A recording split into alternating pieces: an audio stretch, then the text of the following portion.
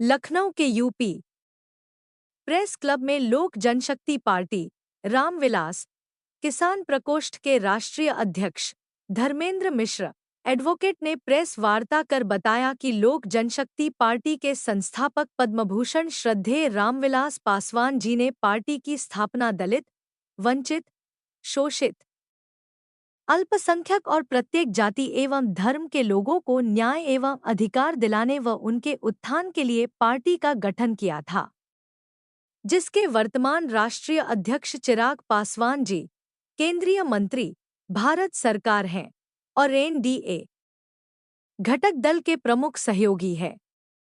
चिराग पासवान जी के निर्देश पर लोक जनशक्ति पार्टी रामविलास को राष्ट्रीय पार्टी बनाने हेतु समस्त पार्टीजनों को स्पष्ट रूप से कहा गया है कि पार्टी के ढांचे को मजबूती प्रदान करने हेतु पार्टी प्रकोष्ठों का विस्तार किया जाए, जिसमें पार्टी के प्रदेश अध्यक्ष अपने प्रकोष्ठों के साथ संगठन विस्तार करने में पूरे देश में रात दिन एक किए हुए हैं।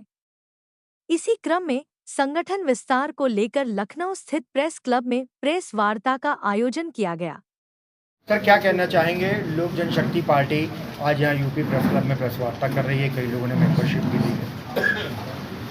देखिए, लोक जनशक्ति पार्टी राष्ट्रीय स्तर की पार्टी बनने का प्रयत्न कर रही है, जिसके लिए राष्ट्रीय अध्यक्ष आदरणीय चिराग पासवान का सख्त निर्देश है संगठन के सभी साथियों कि आप लोग जो है धरातल में जाकर आम जनमानस के बीच में जाइए और आम जनमानस के बीच में अपनी ताकत सार्वजनिक करिए और संगठन को विस्तार देने के लिए हर क्षेत्र से संगठन में नेतृत्व करिए।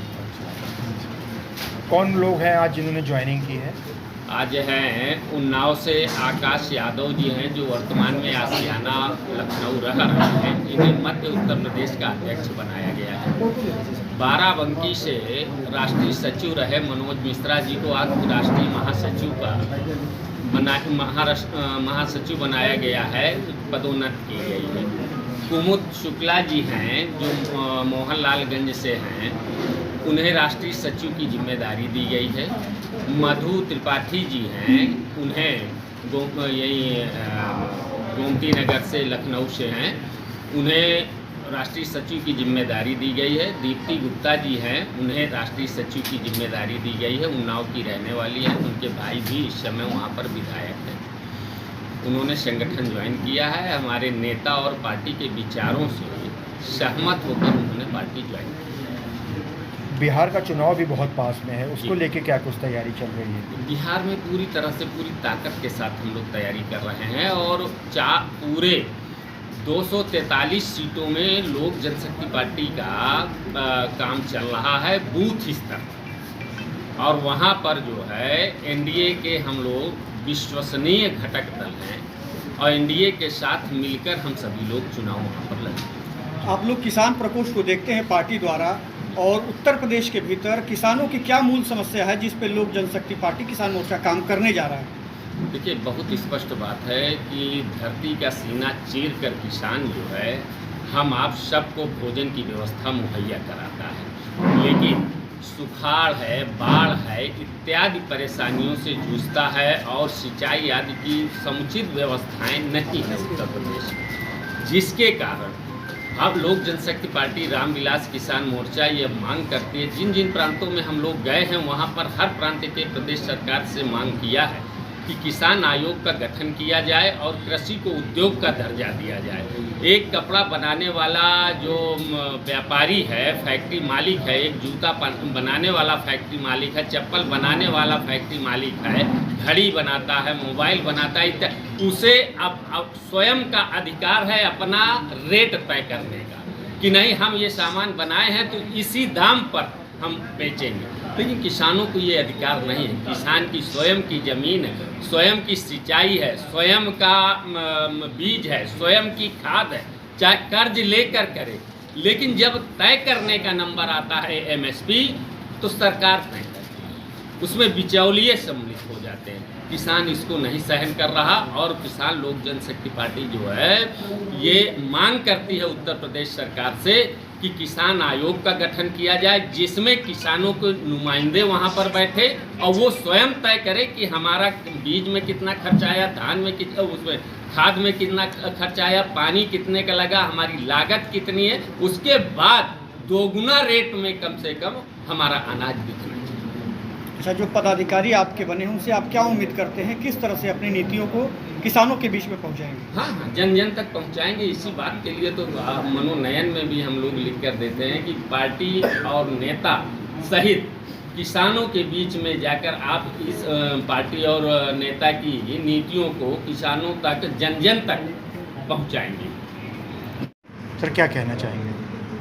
मैं सर्वप्रथम सभी पत्रकार महोदय को धन्यवाद देना चाहूँगा।